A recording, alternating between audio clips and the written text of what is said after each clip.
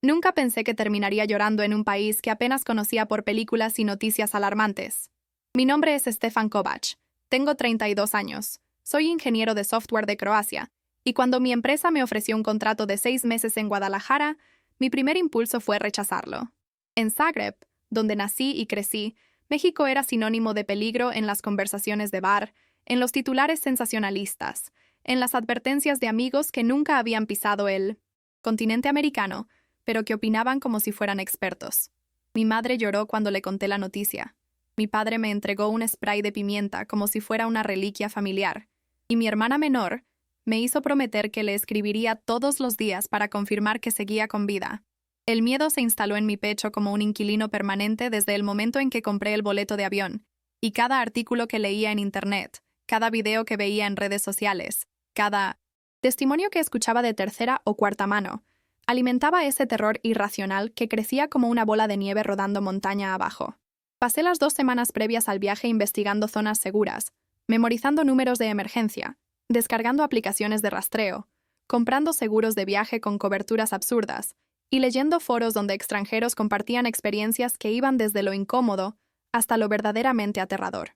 Mi equipaje parecía el de alguien que se preparaba para una expedición a territorio hostil, con candados reforzados, una riñonera escondida para documentos, copias certificadas de todo, y una paranoia tan palpable que el agente de aduanas en el aeropuerto de Croacia me preguntó si estaba bien.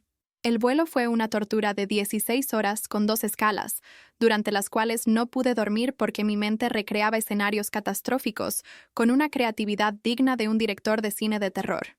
Imaginaba secuestros, express, robos violentos, estafas elaboradas, y cada turbulencia del avión me parecía un presagio de lo que me esperaba al aterrizar. Cuando finalmente el avión tocó tierra en el Aeropuerto Internacional de Guadalajara, mi corazón latía tan fuerte que podía escucharlo por encima del ruido de los motores. Bajé con las piernas temblorosas, aferrándome a mi mochila como si contuviera los secretos de estado de alguna nación poderosa, y atravesé los controles migratorios con la mandíbula, tan apretada que me dolieron los dientes durante horas. El oficial mexicano que revisó mi pasaporte me sonrió y me dio la bienvenida con una calidez que me desconcertó porque no encajaba con la imagen mental que había construido durante meses.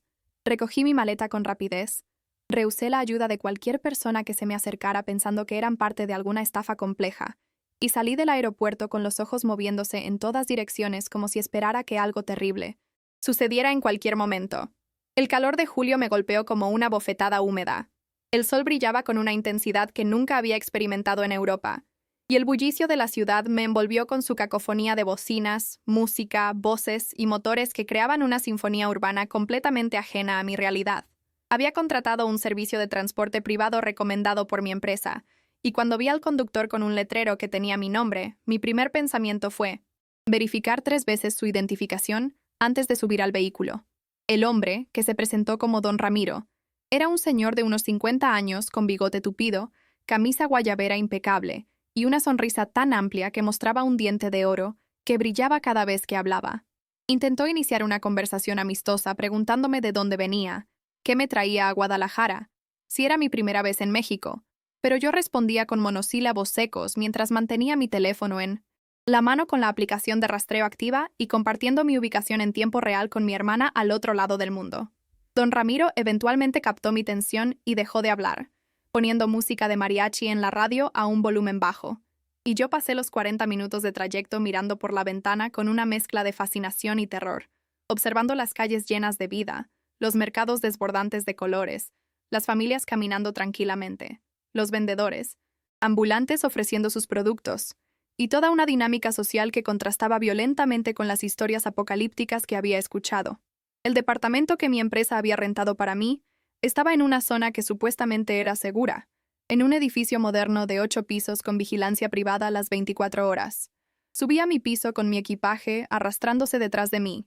Abrí la puerta de mi nuevo hogar temporal, y lo primero que hice fue verificar todas las ventanas, revisar las cerraduras, probar las luces, inspeccionar cada rincón como si fuera un detective buscando evidencia de algún crimen, y finalmente dejarme caer en el sofá con un suspiro de alivio mezclado con agotamiento.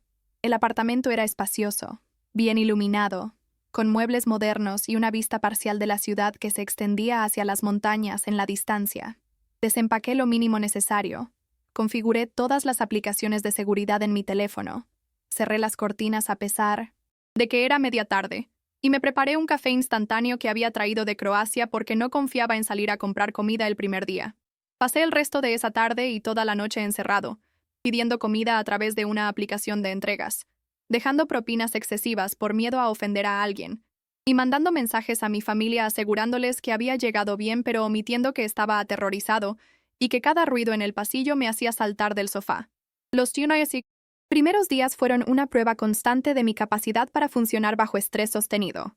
Mi rutina consistía en despertarme temprano, trabajar desde casa conectándome remotamente con mis colegas en Europa, salir únicamente cuando era absolutamente necesario y siempre durante las horas de mayor luz solar, evitar el contacto visual con extraños, caminar por las calles con los auriculares puestos pero sin música para poder escuchar lo que sucedía a mi alrededor y regresar a mi departamento antes de que anocheciera como si fuera un vampiro al revés que temía la oscuridad por razones completamente diferentes.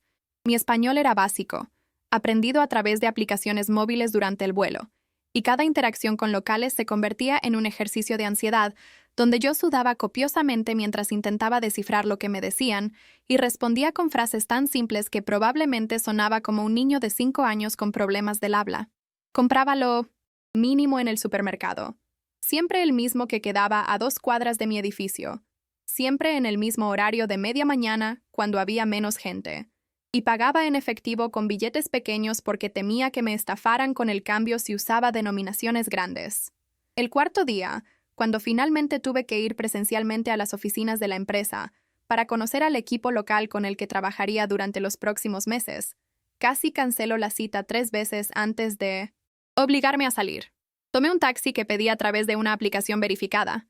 Le di la dirección al conductor sin levantar la vista de mi teléfono, y pasé todo el trayecto monitoreando la ruta en el mapa digital, para asegurarme de que no me estuviera llevando a algún lugar remoto.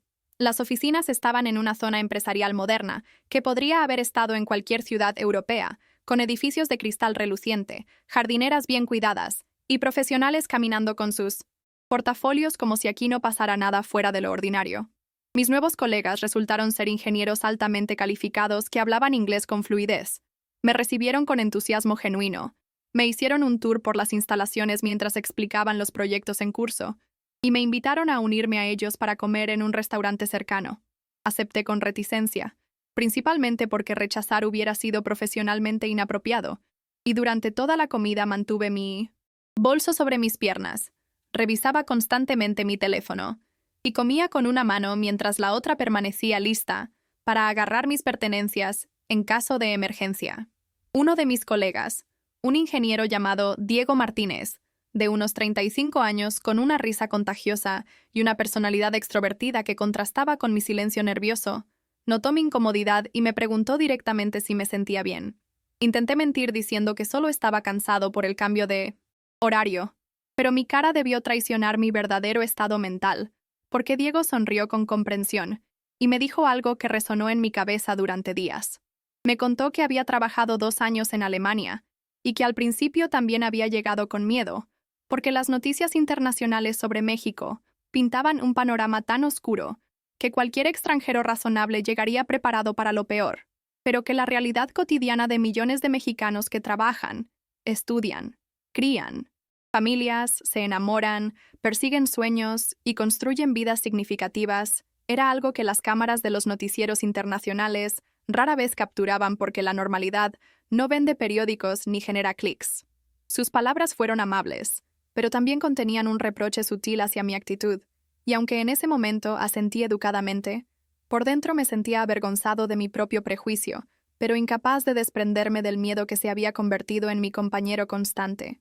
Esa noche, de regreso en mi apartamento, me senté frente a la ventana y observé la ciudad extendiéndose ante mí con sus millones de luces parpadeantes. Desde esa altura, podía ver familias cenando en sus balcones, jóvenes riendo en las calles, vendedores cerrando sus puestos, parejas caminando de la mano, y toda una coreografía urbana que hablaba de vida ordinaria, de rutinas establecidas, de normalidad que yo había negado en mi mente. Me pregunté cuántas de esas personas serían como Diego, Profesionales talentosos que vivían vidas completas y complejas, que no cabían en los estereotipos simplistas que yo había aceptado sin cuestionar. Me pregunté cuántos habrían viajado al extranjero y regresado con historias de discriminación sutil, de miradas condescendientes, de comentarios ignorantes de personas que reducían toda una nación a un puñado de titulares sensacionalistas. Por primera vez desde mi llegada, sentí algo más que miedo, sentí vergüenza de mi propia cobardía, de mi incapacidad para ver más allá de mis prejuicios. Pero esa vergüenza todavía no era suficiente para cambiar mi comportamiento, porque el miedo es una bestia persistente que no se rinde fácilmente ante la lógica o la razón. Sé que probablemente te identificas con lo que estoy contando, con esa sensación de llegar a un lugar desconocido y sentir que cada sombra esconde un peligro. Todos hemos estado en situaciones donde el miedo nos paraliza y nos impide ver lo que realmente tenemos frente a nosotros.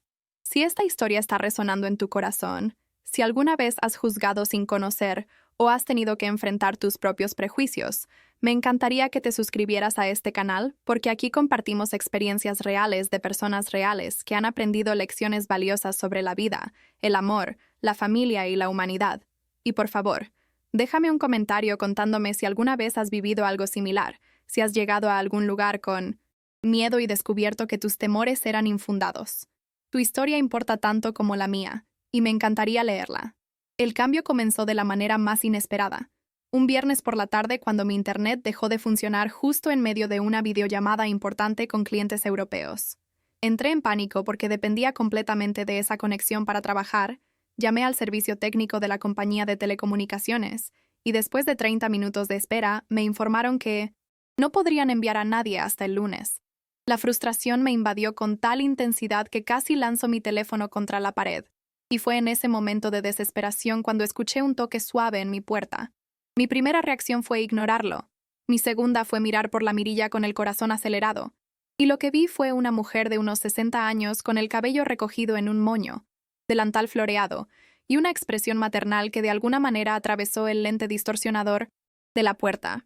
Abrí apenas una rendija manteniendo la cadena de seguridad puesta, y la señora me sonrió con una calidez que desarmó parcialmente mis defensas, mientras me preguntaba en español si todo estaba bien, porque me había escuchado hablar en voz alta, y parecía preocupado.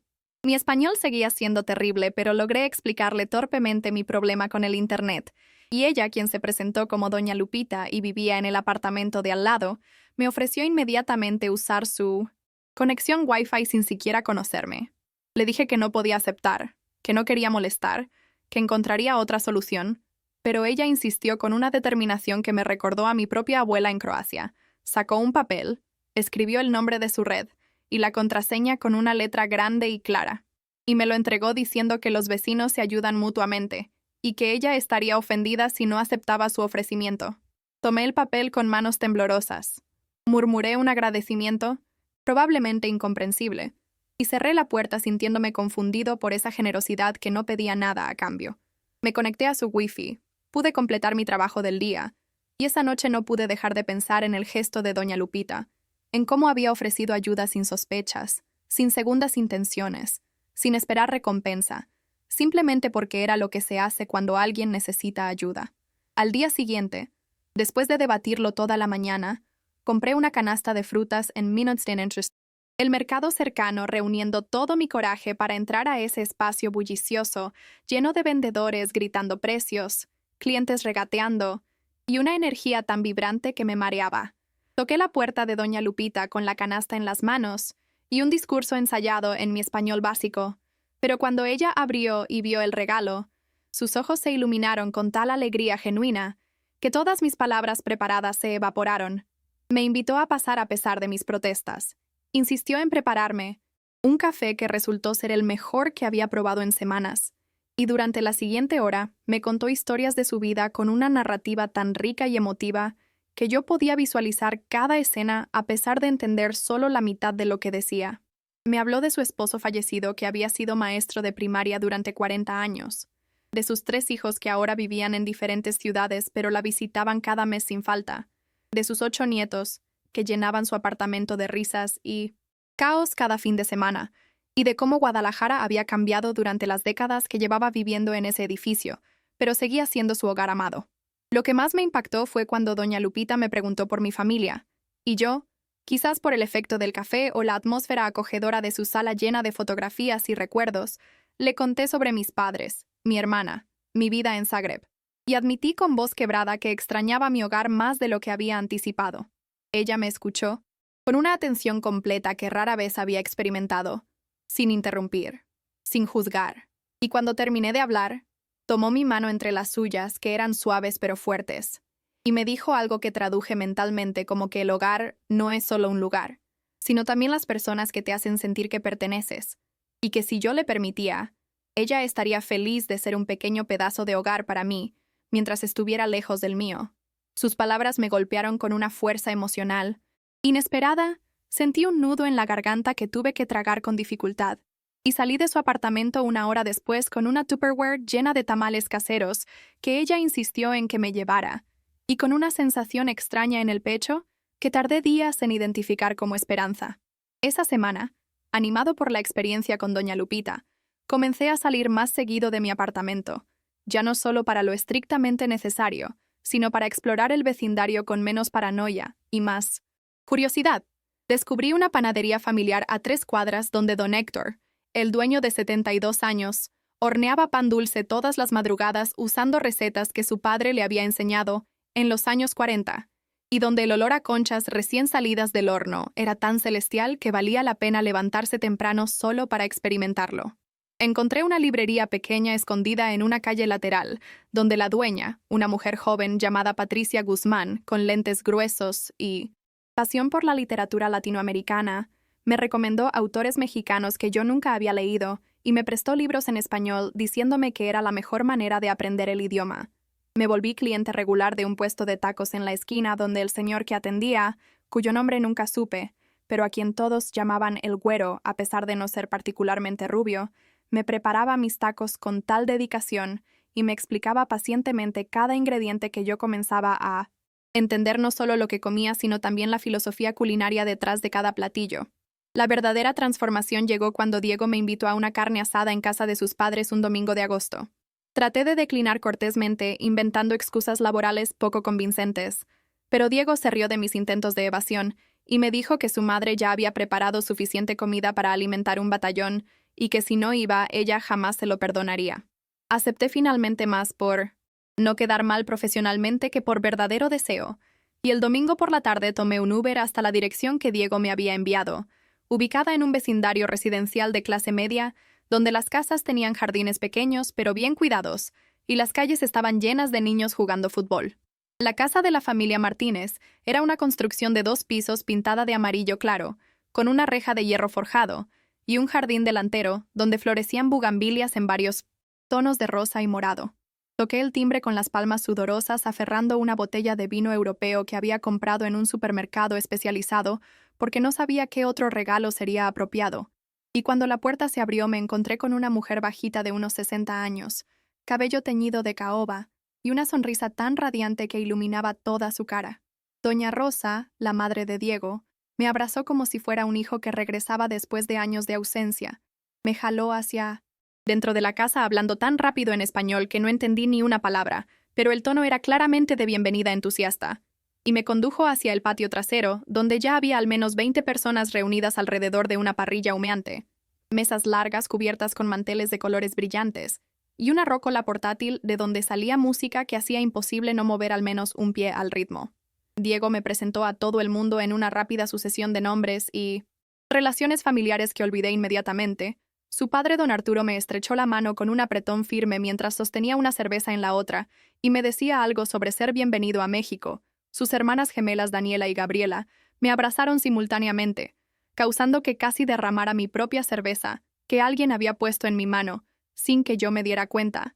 Y los primos, tíos, sobrinos y amigos de la familia se turnaron para saludarme con una calidez que contrastaba violentamente con la frialdad inicial que yo había esperado encontrar en México. La comida fue una experiencia sensorial abrumadora, que desafió todas mis expectativas culinarias previas. Don Arturo era el maestro de la parrilla, asando carne al carbón con una técnica perfeccionada durante décadas, explicándome en un español lento y claro la importancia del corte, la temperatura, el tiempo exacto de cocción, y la salsa secreta que solo él conocía y que involucraba chiles que yo nunca había visto, especias que no podía identificar, y un toque de jugo de naranja que equilibraba el picante. Probé arrachera tan suave que se deshacía en la boca, chorizo casero que explotaba con sabor en cada mordida, nopales asados que nunca pensé que me gustarían pero que resultaron ser deliciosos, frijoles charros preparados por Doña Rosa con una receta transmitida por 4 generaciones, tortillas hechas a mano por las tías que llegaban a la mesa tan calientes que quemaban los dedos, y salsas en un espectro de picante que iba desde lo suave hasta lo que probablemente podría usarse como arma química. Comí hasta que mi estómago protestó, bebí cerveza fría que bajaba perfectamente con el calor del día, y por primera vez desde mi llegada a México, me permití relajarme completamente olvidando por unas horas mis miedos y ansiedades. Lo que realmente me desarmó no fue la comida, sino las conversaciones. La familia Martínez y sus amigos eran profesionales exitosos, maestros, médicos, empresarios, artistas, cada uno con historias fascinantes que revelaban vidas ricas y complejas. Hablamos de política sin pelearnos, de deportes sin fanatismo tóxico, de familia con amor evidente, de sueños con esperanza realista, y de vida en general con una filosofía que mezclaba pragmatismo con optimismo. Me preguntaron sobre Croacia con curiosidad genuina. Querían saber sobre la arquitectura de Dubrovnik, la historia de los Balcanes, las tradiciones de mi país, y escuchaban mis respuestas con el mismo interés que yo ponía en sus historias. Diego me contó sobre su año en Stuttgart trabajando para una empresa automotriz, sobre cómo los alemanes lo habían tratado con una mezcla de fascinación y condescendencia, sobre los comentarios ignorantes que había escuchado sobre México, de personas que nunca habían visitado el país pero tenían opiniones muy fuertes basadas en películas de narcos, y sobre cómo había aprendido a reírse de la ignorancia ajena, mientras educaba pacientemente a quienes estaban dispuestos a escuchar.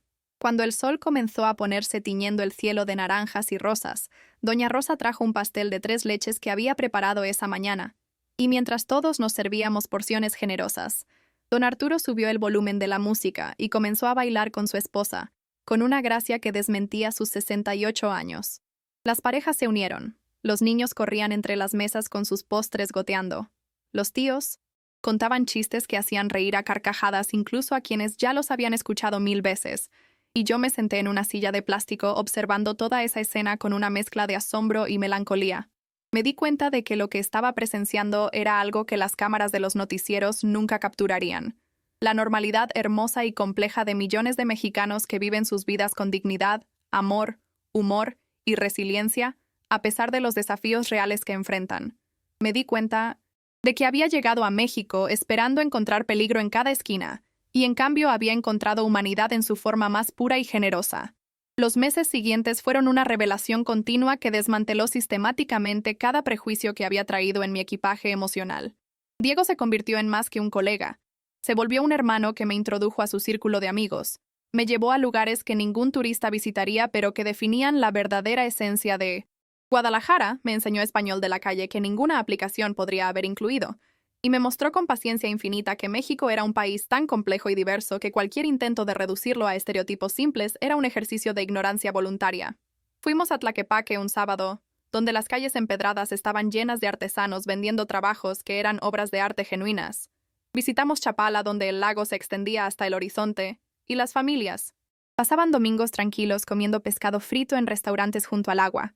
Exploramos el centro histórico donde edificios coloniales convivían con rascacielos modernos, creando un collage arquitectónico que contaba la historia completa de la ciudad. Y nos perdimos en mercados enormes, donde podías comprar desde especias exóticas hasta partes de computadora pasando por ropa tradicional y comida callejera, que desafiaba cualquier descripción simple.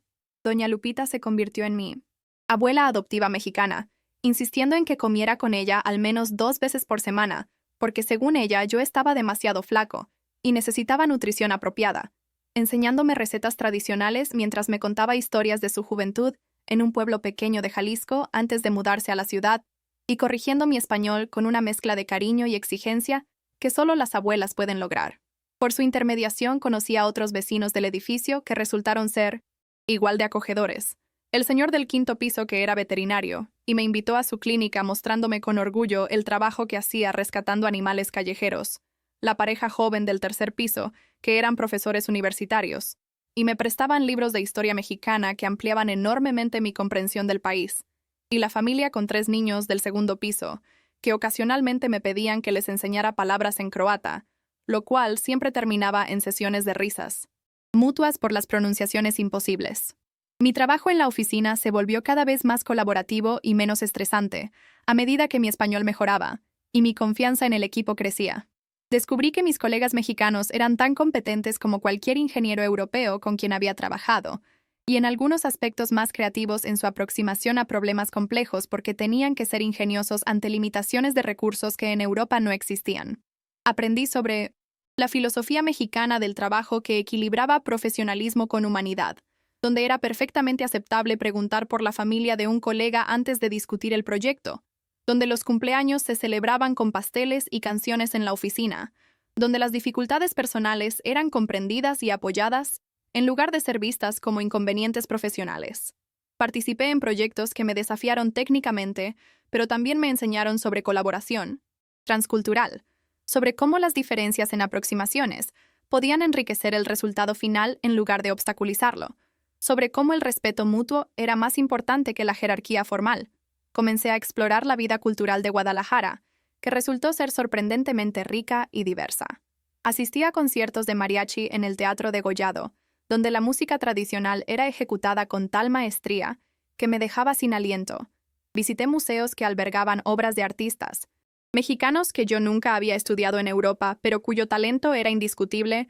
Fui a festivales de cine donde proyectaban películas latinoamericanas que contaban historias universales desde perspectivas únicas. Y participé en celebraciones tradicionales donde la mezcla de influencias indígenas, españolas y contemporáneas creaba expresiones culturales que no existían en ningún otro lugar del mundo. Cada experiencia añadía capas a mi comprensión de México, revelando un país que era simultáneamente orgulloso de su pasado y ambicioso sobre su futuro, consciente de sus problemas pero no definido por ellos, complejo de maneras que desafiaban las narrativas simplistas que los medios internacionales perpetuaban. Lo más profundo fue darme cuenta de cómo mi propia transformación estaba ocurriendo no a pesar de México, sino gracias a México. El país y su gente me estaban enseñando lecciones sobre hospitalidad que iban más allá de la cortesía superficial, sobre comunidad que trascendía el individualismo que yo había conocido en Europa, sobre resiliencia que no era resignación sino fuerza activa, sobre alegría que no negaba el sufrimiento, sino que coexistía con él de maneras complejas y auténticas. Me estaba enseñando que los estereotipos son armas de la pereza intelectual, que el miedo basado en ignorancia es una prisión autoimpuesta, que la verdadera valentía no es la ausencia de miedo, sino la disposición a confrontar ese miedo con apertura y humildad. Me estaba enseñando que cada persona que conocía tenía una historia tan rica y complicada como la mía, que cada familia que me abría sus puertas me estaba dando un regalo de confianza que yo no había merecido inicialmente, que cada conversación que tenía expandía mi mundo en formas que ningún libro o documental podría haber logrado. Si has llegado hasta aquí en mi historia, significa que algo en ella te ha tocado profundamente, y quiero que sepas que tu tiempo y atención significan todo para mí. Todos llevamos prejuicios sin saberlo. Todos hemos juzgado sin conocer. Y todos merecemos la oportunidad de aprender y crecer como yo lo hice. Este canal existe para compartir historias reales que nos recuerdan nuestra humanidad compartida, que nos enseñan empatía, que nos desafían a ser mejores versiones de nosotros mismos. Me encantaría que te suscribieras para seguir siendo parte de esta comunidad donde nos apoyamos mutuamente, donde compartimos nuestras experiencias sin miedo al juicio, donde aprendemos unos de otros sin importar de dónde venimos. Y por favor, en los comentarios, cuéntame tu propia historia de transformación, ese momento en que descubriste que estabas equivocado sobre algo o alguien, y cómo esa revelación cambió tu vida. Quiero leerte, quiero aprender de ti, quiero que sintamos juntos que ninguno está solo en este camino de descubrimiento y crecimiento. Además, si hay algún tema que te gustaría que explorara en futuros videos, alguna historia que crees que necesita ser contada, compártela conmigo porque este canal es tanto tuyo como mío. Mi último mes en Guadalajara llegó con una velocidad cruel que me tomó completamente desprevenido. El contrato de 6 meses que inicialmente había visto como una eternidad aterradora, ahora se sentía dolorosamente corto, y cada día que pasaba me llenaba de una melancolía anticipatoria que no había experimentado desde mi adolescencia. Mi empresa en Croacia me contactó, confirmando mi regreso a Zagreb, ofreciéndome una promoción y un proyecto importante que en otras circunstancias hubiera celebrado sin reservas, pero que ahora recibí con sentimientos encontrados que no podía expresar completamente ni siquiera a mí mismo. Diego notó mi estado de ánimo cambiante y una tarde después del trabajo me llevó a un bar tranquilo, donde pedimos cervezas artesanales locales, y tuvimos una conversación que resumió todo lo que había aprendido durante esos meses. Me dijo que yo había llegado a México como un extranjero lleno de miedo, pero me iba como un amigo que había aprendido a ver más allá de las narrativas simplistas, que mi experiencia era valiosa no solo para mí, sino también para todos los que escucharían mi historia, que yo tenía ahora la responsabilidad de compartir lo que había descubierto con otros europeos que tal vez tenían los mismos prejuicios que yo había traído en mi maleta. Doña Lupita organizó una cena de despedida en su apartamento invitando a todos los vecinos que se habían vuelto parte de mi vida mexicana. La mesa estaba cubierta con platillos tradicionales que ella había preparado durante días, cada uno con un significado especial que me explicó pacientemente mientras servía porciones generosas. Hubo mole poblano que había tomado horas de preparación con más de 20 ingredientes diferentes, trabajando en armonía para crear un sabor complejo imposible de describir. Chiles en nogada que me contó. Eran un platillo patriótico servido especialmente en septiembre por sus colores que representaban la bandera mexicana. Pozole rojo que tradicionalmente se compartía en celebraciones familiares importantes. Y tamales de diferentes tipos que ella había aprendido a hacer de su madre, quien los había aprendido de su abuela, en una cadena de conocimiento culinario que se extendía generaciones atrás. Mientras comíamos, cada persona compartió una historia o un recuerdo que involucraba alguna interacción conmigo, y me di cuenta con asombro de cuántas vidas había tocado sin darme cuenta, de cómo mi presencia había significado algo para personas que inicialmente yo había visto con sospecha y miedo. La familia Martínez organizó una última carne asada a la que asistieron no solo los miembros familiares que había conocido en mi primera visita, sino también amigos nuevos que había hecho durante los meses subsecuentes. Don Arturo me regaló un sombrero de charro que según él era importante que llevara de regreso a Croacia como símbolo de mi tiempo en México. Doña Rosa me dio un rosario bendecido que había pertenecido a su madre diciéndome que me protegería en mis viajes futuros. Las hermanas gemelas me hicieron prometer que les escribiría desde Europa y que regresaría a visitarlos, y Diego me entregó un álbum de fotografías que había compilado secretamente, documentando todos los lugares que habíamos visitado juntos, cada imagen acompañada de una nota escrita a mano recordándome algún detalle gracioso o significativo de ese día específico. Me quebré emocionalmente mientras hojeaba ese álbum. Las lágrimas comenzaron a caer sin que pudiera controlarlas. Y en lugar de sentir vergüenza por llorar frente a todos, sentí una liberación profunda como si cada lágrima lavara un residuo de miedo y prejuicio que había cargado durante toda mi vida. Mi último día en Guadalajara amaneció soleado y caluroso como todos los días que había experimentado en esa ciudad que ya no me parecía extraña, sino dolorosamente familiar. Empaqué mis pertenencias metódicamente, pero sin el mismo cuidado obsesivo con el que había llegado. Ahora llevaba souvenirs que no cabían fácilmente en maletas regulares, regalos que la gente me había dado insistiendo en que necesitaba llevarlos a Europa, y una colección de memorias intangibles que pesaban más que cualquier objeto físico.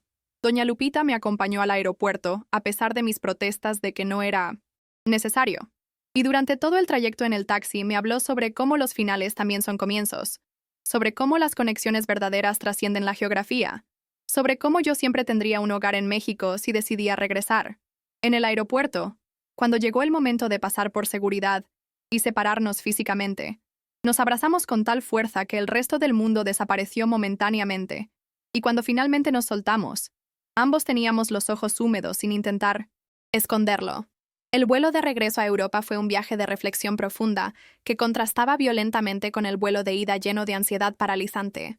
Miraba por la ventana viendo México desaparecer bajo las nubes, mientras procesaba la magnitud de mi transformación personal. Había llegado como un extranjero aterrorizado, convencido de que estaba entrando a territorio hostil, y me iba como una persona completamente diferente que había aprendido lecciones sobre humanidad, empatía, comunidad y amor que ninguna educación formal podría haber enseñado. Había llegado creyendo los estereotipos más oscuros y me iba conociendo la verdad infinitamente más compleja de un país que contenía multitudes, de una cultura que era simultáneamente antigua y moderna, de personas que eran tan diversas como en cualquier otro lugar del mundo, pero unidas por valores de hospitalidad y generosidad que yo rara vez había experimentado con tal intensidad. Las lágrimas volvieron durante ese vuelo, No de tristeza, sino de gratitud abrumadora por haber tenido la oportunidad de ser transformado tan profundamente, por haber conocido personas extraordinarias que me habían regalado su amistad sin pedir nada a cambio, por haber aprendido que el miedo basado en ignorancia es la forma más triste de prisión autoimpuesta. Cuando finalmente aterricé en Zagreb y mi familia me recibió con abrazos y exclamaciones de alivio de que había sobrevivido mi estancia en México, me di cuenta de que la persona que había regresado no era la misma que había partido 6 meses atrás. Tenía historias que contar, lecciones que compartir, y una misión que se había cristalizado durante el vuelo de regreso.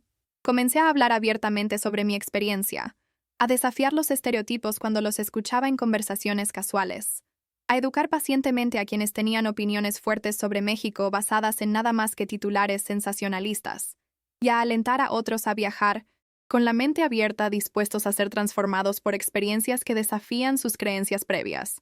Y cada vez que alguien me pregunta sobre mi tiempo en México, inevitablemente termino con lágrimas en los ojos, no de tristeza, sino de una emoción compleja que mezcla gratitud, nostalgia, amor y la conciencia aguda de que fui bendecido con una experiencia que cambió fundamentalmente quién soy. Llegué con miedo y terminé llorando, pero fueron lágrimas de transformación, de apertura, de haber aprendido que la verdadera valentía no es la ausencia de miedo, sino la voluntad de confrontar ese miedo y descubrir que del otro lado hay belleza, humanidad y conexión más profunda de lo que nunca imaginé posible.